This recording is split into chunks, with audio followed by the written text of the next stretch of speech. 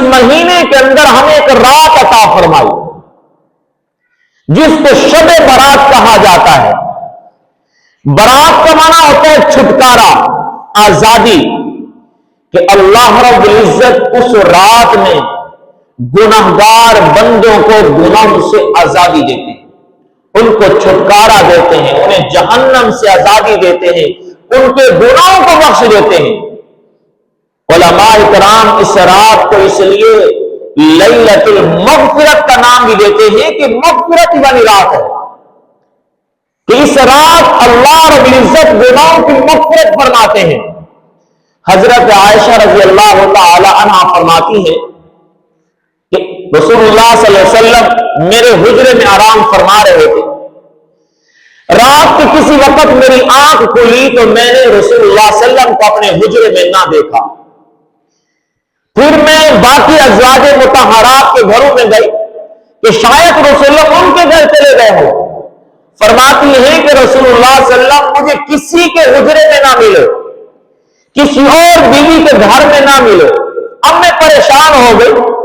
فرماتی ہے کہ پھر میں سفر کرتے کرتے جنت البقیع کے قبرستان میں پہنچ گئی۔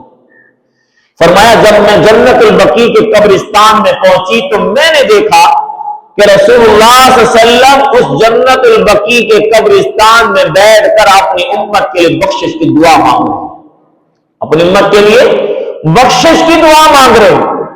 میں نے کہا یا رسول اللہ صلی اللہ علیہ وسلم یہ کیا معاملہ ہے؟ آپ علیہ السلام نے فرمایا عائشہ آج کی رات اتنی مبارک رات ہے، آج کی رات اتنی فضیلت والی رات ہے، اتنی برکتوں اور رحمتوں والی رات ہے کہ اس رات میں اللہ رب العزت قبیلے بنو کلب کی بکریوں کے بھیڑوں کے بالوں کے برابر اس امت محمدیہ کے گناہ گاروں کے گناہوں کو بخش دیتے ہیں۔ اندازہ لگا اور لکھا ہے کہ اس وقت سب سے زیادہ جو بکریاں اور بھیڑیں تھیں وہ قبیلے بنو کلب کے پاس تھی۔ رسول صلی اللہ علیہ وسلم فرما رہے ہیں کہ ان کے بالوں کی مقدار اور تعداد کے برابر اللہ لوگوں کو جہنم سے آزاد فرما رہے ہیں، گناہوں کی بخشش فرما رہے ہیں۔ ایک روایت میں یوں بھی آتا ہے کہ رسول اللہ صلی اللہ علیہ وسلم نے 13 شعبان کی رات کو اللہ سے دعا مانگی، اپنی امت کی بخشش کی۔ فرمایا ساری رات اللہ کے نبی علیہ السلام اللہ سے دعا مانگتے رہے، اپنی امت کی بخشش کی۔ فرمایا 13 شعبان کی رات کو اللہ کی طرف سے میرے محبوب کی دعا کو جو شرط قبولیت ملی، فرمایا 1/3 ملا۔ 13 شعبان کی رات کو میرے محبوب کی دعا کو شرط قبولیت 1/3 ملا۔ پھر رسول اللہ صلی اللہ علیہ وسلم نے 14 شعبان کی رات اللہ سے پھر دعا مانگی۔ فرمایا پھر اپنی امت کی بخشش کی دعا مانگتے رہے۔ 14 شعبان کی رات کو پھر میرے محبوب علیہ السلام کی دعا کو جو قبولیت کا شرط ملا وہ 2/3 ملا، 2/3 ملا۔ فرمایا پھر 15 شعبان کی رات کو محبوب نے اپنی امت کی بخشش کے لیے پھر دعا مانگی۔ فرمایا حدیث میں آتا ہے کہ اللہ نے فرمایا میرے محبوب تو نے جو مانگا تجھے عطا کر دیا گیا، لہذا محبوب کو اس رات کو راضی کیا گیا کہ محبوب اپنی امت کے لیے بخشش کی دعا مانگ رہے ہیں۔ اللہ نے اس رات کی برکت سے میرے محبوب کی دعا پر اس امت کے گناہ گاروں کی بخشش کا فیصلہ فرمایا۔ کتنی عظیم رات، کتنی برکتوں والی رات ہے کہ اللہ رب العزت حضرت علی رضی اللہ عنہ فرماتے ہیں اللہ رب العزت کی رحمت اس رات کو آسمان دنیا پہ آ جاتی ہے۔ آسمان دنیا وہ آسمان جو دنیا کے قریب ہے۔ فرمایا اس ساری رات سورج کے غروب ہوتے ہی اللہ کی رحمت کی طرف سے ایک صدا لگتی ہے، ایک اعلان ہوتا ہے۔ وہ کیا اعلان ہوتا ہے کہ اللہ کی طرف سے اعلان ہوتا ہے کوئی آج مجھ سے اپنے گناہوں کی معافی چاہنے والا، آج میں اس کے گناہوں کو معاف کر دوں۔ ہے کوئی آج مجھ سے رزق مانگنے والا، آج میں اسے رزق عطا کر دوں۔ ہے کوئی آج مجھ سے اپنی مصیبت کو دور کروانے والا، آج میں اس کی مصیبت کو دور کر دوں۔ فرمایا ساری رات सूरज के गुरूब होने से लेकर फजर की नमाज के वक्त तक अल्लाह की रहमत की तरफ से ऐलान होता रहता है। खुश नसीब होते हैं वो लोग, खुशकिस्मत होते हैं वो लोग जिनको अल्लाह तौफीक देता है इस रात को अल्लाह के सामने दुआएं मांग लेते हैं, अपने गुनाहों की माफी मांग लेते हैं, अल्लाह के सामने बख्शिश करवा लेते हैं। गोया कि यूं कहा जाए कि ये रात अल्लाह की तरफ से इजाफी बजर देने वाली रात है कि जो भी आ रहा है माफ किया जा रहा है, जो भी आ रहा है माफी मांग रहा है उसे माफ किया जा रहा है।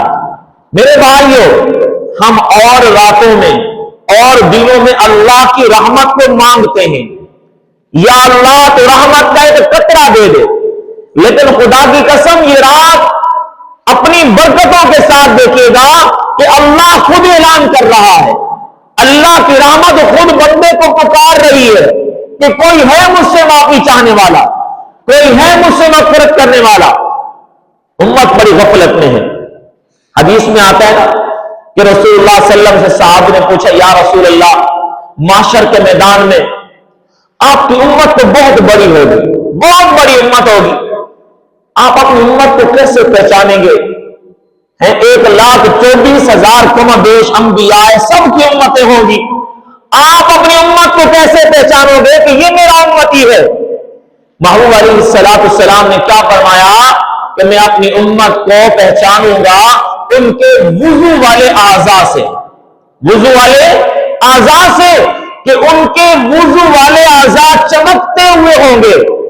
मेरे भाइयों, जरा गौर से समझे इस बात को कि फिर माशर के मैदान में वुजू वाले आज़ा चमकेंगे भी तो उसी के जिसने वुजू करके नमाज अदा की होगी। तो उस वक्त मेरे महबूब पहचानेंगे अगर वो बदकिस्मत आदमी जो ना नमाज पढ़ता हो ना वुजू करता हो, माशर के मैदान में मेरे महबूब उसकी कैसे पहचान करेंगे? उसकी कैसे पहचान होगी? ये रसूलुल्लाह सल्लल्लाहु अलैहि वसल्लम को उम्मती है। तो इस रात के अंदर अल्लाह से बख्शिश मांगनी है, अल्लाह से दुआएं मांगनी है। और फिर ये रमजान, ये शाबान का महीना, रमजान का दर हकीकत एक इस्तक़बालिया महीना है कि हमने इस महीने के अंदर दुनियावी एतबार से भी रमजान की तैयारी करनी है और दीनी एतबार से भी रमजान की तैयारी करनी है।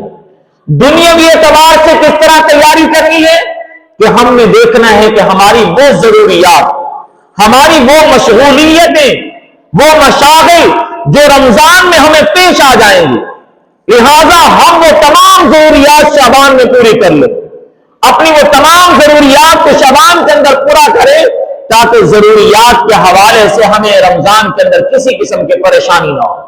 दर हकीकत क्योंकि रमजान के अंदर इंसान यकसुई के साथ हर किस्म की ज़हनी मसरूफियात से हटकर एक अल्लाह की इबादत करता है कि रमजान का महीना दिन भी रहमतें उतर रही हैं, रात भी रहमतें उतर रही हैं। कहीं ऐसा ना हो कि फिर हम उस रहमतों वाले महीने में भी दुनिया के धंधों में मसरूफ ना हो कि हमने देखना है जैसे आमतौर पे हमारे यहां होता है कि हम शाबान के महीने में कोई शॉपिंग वगैरह नहीं करते, ईद की तैयारी नहीं करते। कब करते हैं? रमजान के महीने में करते हैं। ये हमारा गलत फैसला है मेरे भाई, ये गलत फैसला है। हमारे सल्फ सालिहीन से ये मामूल है कि वो शाबान के महीने के अंदर अपनी तमाम जरूरियात को पूरा कर लिया करते थे। जैसे रमजान का महीना आता, दुनिया के हवाले से उन्हें कोई मसरूफियत नहीं होती, कोई मसरूफियत नहीं है। तो हमने दुनियावी एतबार से अपने आप को रमजान के लिए तैयार करना है कि रमजान का महीना आए, हमें दुनिया की कोई ऐसी खास मसरूफियत ना हो जो हमारे रोजे, हमारी तरावी, हमारी कुरान की तिलावत के अंदर रुकावट बन रही हो। ये इसकी तैयारी करनी है। नंबर 2, हमने दीनी एतबार से भी अपने आप को तैयार करना है। अब दीनी एतबार से कैसे तैयार करने मेरे भाइयों? आमतौर पे हम नमाज पढ़ते हैं, 5 वक्त की नमाज पढ़ते हैं। सुन्नतों का हमें पता है कि मुअक्कदा है, उनको हम पढ़ते हैं। लेकिन नवाफिल हमारी कमी है, कुताही है कि जब पढ़ लिया तो ठीक है, नहीं पढ़ा तो ठीक है, इसलिए कि ना पढ़ने वाले पर कोई गुनाह तो नहीं है। अब हम इसको मामूल बनाएं, कोशिश करें कि आप आहिस्ता आहिस्ता नवाफिल की आदत बनाएं कि जब हम रमजान का महीना आए हमारे अंदर एक आदत हो, हमारा मिजाज हो नवाफिल पढ़ने का। क्योंकि रमजान के महीने के अंदर اللہ رب العزت ایک فرض کو 70 فرضوں کے برابر فرما دیں گے اور ہمارے نفل کو اللہ فرضوں کے برابر فرما دیں گے. ٹھیک ہے نا. ہم نے دینی اعتبار سے بھی اپنے آپ کو تیار کرنا ہے, ہم نے دنیاوی اعتبار سے اپنے آپ کو تیار کرنا ہے کہ دنیا کی ساری مشغولیتیں ختم کر لیں. جو ہم نے خرید و فروخت کرنی ہے وہ ہم رمضان شعبان کے مہینے میں کر لیں. پھر رمضان کے مہینے کے اندر بازار کے اندر جائیں گے, وہاں پر ہماری نیکیاں بھی ضائع ہو سکتی ہیں. اے رسول اللہ صلی اللہ علیہ وسلم کا فرمان ہے نا کہ ابغض البلاد الی اللہ اسواقها, اللہ کی زمین میں سب سے زیادہ زمین کا مبغوض حصہ جس پہ اللہ کا غضب اترتا ہے, مبغوض حصہ فرمایا بازار ہے. کیا فرمایا؟ بازار ہے. پھر وہ رحمتوں والا مہینہ, پھر وہ برکتوں والا مہینہ, کہیں وہ اس غضب والی جگہ پہ ہم پہ نہ گزر رہا کہ ہم سارا دن بازار کے اندر گزارے. تو دنیاوی اعتبار سے میرے بھائیوں اپنی ضروریات کو شعبان کے مہینے میں پورا کرنے کی کوشش کرو. کپڑے خریدنے ہیں, جوتیاں خریدنی ہیں, جو بچوں کی ضروریات ہے شعبان کے مہینے میں ہم نے یہ تہیہ کرنا ہے کہ ہم پوری کر لیں گے انشاءاللہ. جب رمضان کا مہینہ آئے تو ہمیں بازار کی طرف جانے کی ضرورت نہ پڑے, ہمیں دن کو وقت ملے تو قرآن کی تلاوت ہو, رات کو وقت ملے تو تراویح اور عبادت ہو. اور اسی طرح دینی اعتبار سے کہ ہم مزاج بنائیں, قرآن کی تلاوت کا مزاج بنانا شروع کریں, نماز کا مزاج بنانا شروع کریں, نوافل کا مزاج بنانا شروع کریں. اور میرے بھائیوں جب یہ رات آتی ہے نا, اس رات میں میرے اور آپ کے لیے فیصلے بھی ہوتے ہیں. حضرت عائشہ رضی اللہ تعالیٰ عنہ فرماتی ہیں کہ رسول اللہ صلی اللہ علیہ وسلم نے فرمایا کہ اس شعبان کی رات کو اللہ اس امت کے فیصلے فرماتا ہے. فرمایا رزق کا فیصلہ ہوتا ہے, موت کا فیصلہ ہوتا ہے, زندگی کا فیصلہ ہوتا ہے. اس رات کو فیصلہ ہوگا کہ آنے والے سال میں اس انسانوں میں سے اگلے سال کس پر موت آنی ہے. یہ فیصلہ ہوگا. ایک بجٹ تیار ہوتا ہے, ایک لسٹ تیار ہو جاتی ہے جو فرشتوں کو سپرد کر دی جاتی ہے. اپنا حضرت اسرائیل علیہ السلام کو وہ لسٹ دی جاتی ہے کہ اگلے سال میں کس کس کی روح قبض کرنی ہے. جیسا کہ رسول اللہ صلی اللہ علیہ وسلم نے فرمایا کہ میں یہ چاہتا ہوں جب میرے اعمال اللہ کے سامنے پیش ہوں تو میں کس کے ساتھ ہوں؟ روزے کے ساتھ ہوں. جب انسان روزے کے ساتھ ہوگا اس وقت انسان کے بارے میں اللہ بہت اچھا فیصلہ فرمائیں گے. اس شعبان کے مہینے کو شعبان کا مہینہ کہتے اس لیے ہیں کہ شعبان, لفظ شعبان کا معنی ہے عربی لغت کے اعتبار سے شاخ در شاخ. جیسے ایک درخت ہوتا ہے نا کہ انسان اس درخت کی چوٹی پر, بلندی پر جانا چاہتا ہے, پہلی شاخ کو پکڑتا ہے, پھر دوسری کو پکڑتا ہے, پھر تیسری کو پکڑتا ہے, شاخ در شاخ کہاں پہنچتا ہے؟ بلندی تک پہنچتا ہے. میرے بھائیوں رمضان کا مہینہ سارے مہینوں میں بلند مہینہ ہے. ہم نے اس شعبان کے مہینے میں شاخ در شاخ تیاری کرنی ہے تاکہ رمضان کے مہینے میں ہم بلندیوں تک پہنچ جائیں.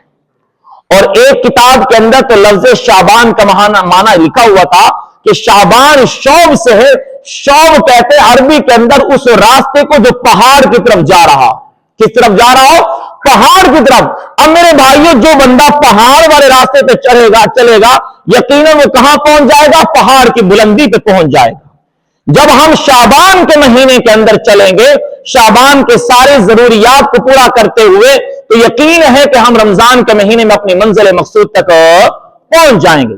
حضرت حسن بصری رحمہ اللہ کے بارے میں آتا ہے جب شعبان کا چاند نظر آتا تھا, فرمایا جب اپنے گھر سے باہر نکلتے ان کا چہرہ اتنا مرجھایا ہوا ہوتا تھا, لوگ دیکھتے یوں لگتا جیسے قبر سے اٹھ کے آ گئے.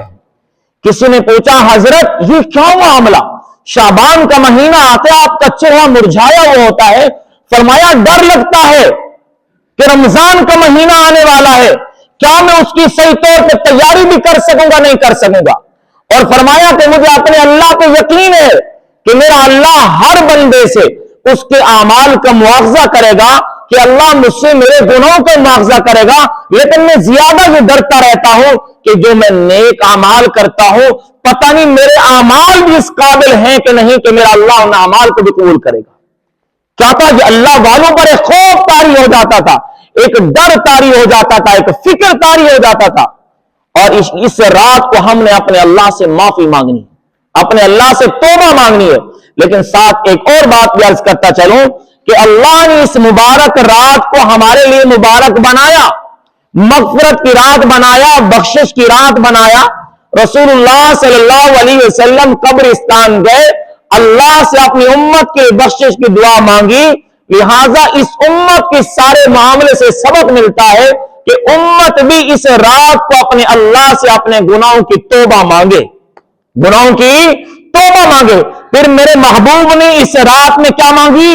دعا مانگی. اس امت کو سبق ہے کہ اللہ سے اپنے گناہوں کی توبہ کی دعا مانگے، اپنے گناہوں کی معافی کی دعا مانگے کہ یا اللہ ہمارے گناہوں کو معاف کر دے. اور علماء لکھتے ہیں کہ پھر اللہ سے جب ہم نے اس رات میں دعائیں مانگنی ہیں، اس کے لیے بھی کچھ شرائط ہیں. فرمایا کہ پہلی شرط یہ ہے کہ اللہ دعا اس کی قبول فرماتا ہے جس کا رزق حلال کا ہوتا ہے. کیا ہوتا ہے میرے بھائیوں؟ حلال رزق کھانے والے کی اللہ دعا قبول فرماتے ہیں، حرام کھانے والے کی اللہ دعا قبول نہیں فرماتے. جب تک وہ حرام سے توبہ نہیں مانگے گا، جب تک وہ حرام سے نہیں بچے گا، اللہ اس کی دعا کو قبول نہیں فرمائیں گے.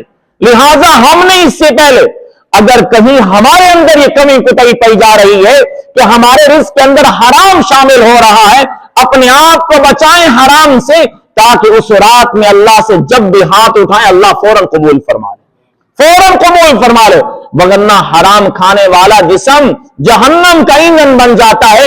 انسان جتنا بھی دعائیں مانگے اللہ قبول نہیں فرماتا. نمبر دو اللہ سے دعا مانگنی ہے. علماء کہتے ہیں پھر ایسے دعا مانگو جیسے دعا مانگنے کا حق ہے. دعا مانگنے کا حق ہے، اور دعا مانگنے کا پہلا حق یہ ہے کہ تمہیں اپنے اللہ پہ 100% یقین ہو. یہ یقین ہو کہ میں جو مانگ رہا ہوں میرا اللہ ضرور مجھے عطا فرمائے گا. اور فرمایا اس ٹائم جو تم توبہ مانگ رہے ہو اپنے اللہ سے اپنے دل میں سچا وعدہ کرو، جھوٹا وعدہ نہیں ہے. توبہ مانگ رہے ہیں کہ یا اللہ فلاں گناہ ہوتا ہے، فلاں گناہ ہوتا ہے، پچھلی زندگی کے سارے گناہ یاد کر کے توبہ تو مانگ رہے ہیں لیکن دل کے اندر اب بھی کھٹکا ہے، ابھی تو توبہ مانگ لو بعد میں.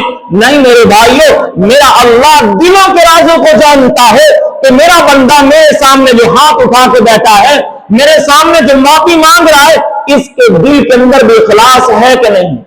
حلال رزق. نمبر 2 دعا مانگنے کا حق کہ ہم سچے دل سے اللہ سے دعا مانگیں. یہ دعا تمام عبادات کا مغز ہے میرے بھائی. الدعاء مخ العبادہ. تمام عبادات کا مغز کیا ہے؟ دعا ہے. اور جو بندہ اللہ رب العزت سے نہیں مانگتا، اللہ سے نہیں مانگتا، اللہ اس سے ناراض ہو جاتے ہیں. اگر ہم دنیا کے اندر دیکھیں، کسی کے پاس مانگنے کے لیے چلے جائیں، قرض مانگنے کے لیے چلے جائیں، ادھار مانگنے کے لیے چلے جائیں، بندہ ناراض ہو جاتا ہے، بندے کے چہرے پہ تیوری آ جاتی ہے. لیکن میرا اللہ وہ رحیم رب ہے کہ بندہ جب اس سے نہیں مانگتا وہ اس سے ناراض ہوتا ہے، وہ اس سے ناراض ہوتا ہے. لہذا اللہ سے دعائیں مانگنی ہیں.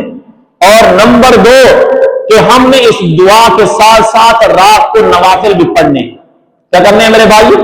نوافل. ہاں جتنی فرصت ہو اتنے پڑھنے ہیں، جتنی فرصت ہو اتنے پڑھنے ہیں. شریعت کی طرف سے اس رات کو کوئی خاص عبادت کرنے کا طریقہ نہیں ہے.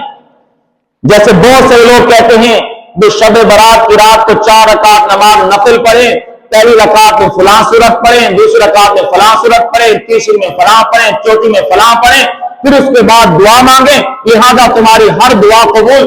اس طرح کر لینے میں گناہ نہیں، لیکن یہ سارا طریقہ شریعت سے ثابت نہیں ہے. کہ ہمیں کوئی کہہ رہا ہو کہ اس طرح کرنے شاید شریعت کا حکم ہو، چاہے قرآن حدیث میں ہو. نہیں میرے بھائی، آپ اپنے انداز سے 2 رکعت نماز نفل کی نیت کریں، جس طرح اللہ سے دعا مانگے، جس طرح اس کے اندر قرآن کی تلاوت کرے، جیسے عام عبادت کی جاتی ہے.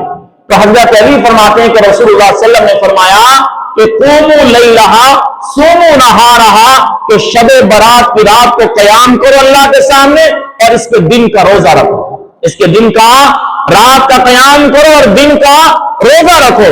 تو رات کا قیام اللہ کی عبادت کے اندر ہونا چاہیے، رات کا قیام نماز کے اندر ہونا چاہیے. لہذا اللہ رب العزت سے اپنے گناہوں کی اس رات کو معافی مانگنی ہے.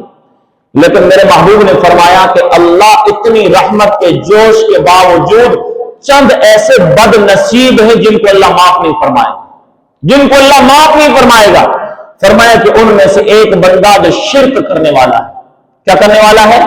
شرک کرنے والے کا تو قرآن نے بڑا سخت فیصلہ کیا کہ اللہ کسی صورت میں مشرک کو معاف نہیں فرمائے گا، کسی صورت میں۔ دنیا کے اندر توبہ مانگ لے، شرک سے بچ جائے، ساری زندگی بچا رہے، معاشر کے میدان میں معافی ہے، لیکن اگر موت تک وہ شرک سے نہیں بچتا رہا، اللہ موت کے بعد کسی صورت میں معاف نہیں فرمائے گا۔ نمبر 2، جس کی اس مبارک رات میں بخشش نہیں، میرے محبوب نے فرمایا کہ جو اپنے دل میں دوسرے کے بارے میں کینہ رکھتا ہے۔ کیا رکھتا ہے؟ دوسرے کے بارے میں کینہ رکھتا ہے، نفرت رکھتا ہے، بغض رکھتا ہے، لہذا اس کینہ رکھنے والے کو اللہ اس مبارک رات میں معاف نہیں فرمائے گا۔ نمبر 3، میرے محبوب نے فرمایا کہ والدین کا نافرمان، جو اپنے ماں باپ کی نافرمانی کرتا ہے، اللہ اس مبارک رات کو اس کی بخشش نہیں فرمائیں گے۔ اور نمبر 4، میرے محبوب نے فرمایا کہ شراب پینے کا عادی، شراب پینے کا عادی، شراب پینے والے کی اس رات میں بخشش نہیں ہے۔ اور نمبر 5 یہ ہے، میرے محبوب نے فرمایا کہ زنا کرنے والا، اس رات میں اس کی بخشش نہیں ہے۔ اور نمبر 6 یہ ہے، میرے محبوب نے فرمایا سود کھانے والا، سود کا کاروبار کرنے والا، سود کھانے والا، یہ وہ بدقسمت لوگ ہیں جن کی اللہ بخشش نہیں فرمائیں گے۔ اور نمبر 7 یہ ہے، میرے محبوب نے فرمایا قطع رحمی کرنے والا، رشتوں کو توڑنے والا۔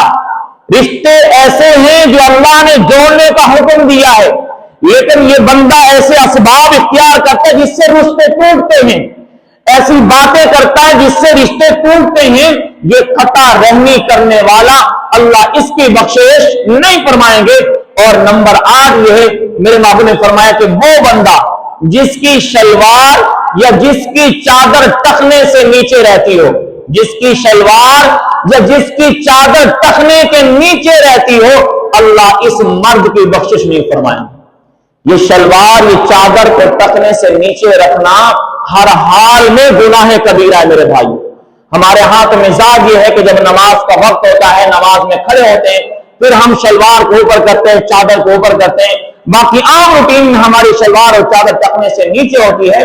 محبوب علیہ السلام کے ایک حدیث تو ترمذی شریف کی یہ بھی ہے، فرمایا کہ اللہ محشر کے میدان میں چند لوگ ایسے ہوں گے جن کو نظر رحمت سے نہیں دیکھیں گے، فرمایا کہ ان میں سے ایک وہ بندہ ہے جو اپنی چادر یا شلوار کو ٹخنوں کے نیچے رکھتا ہے، اللہ اسے نظر رحمت سے نہیں دیکھیں گے۔ تو انہی میں سے بدقسمت بندوں میں سے جن کی اس مبارک رات میں اللہ بخشش نہیں فرمائے گا، وہ بندہ ہے جو اپنی چادر کو یا اپنی شلوار کو ٹخنے کے نیچے رکھتا ہے۔ تو یہ مرد کے لیے حکم ہے کہ اس کی چادر، اس کی شلوار ہر حال میں، دن کو، رات کو، نماز میں، غیر نماز میں، ہر حال میں ٹخنے سے کیا ہونی چاہیے میرے بھائیوں؟ اوپر ہونی چاہیے۔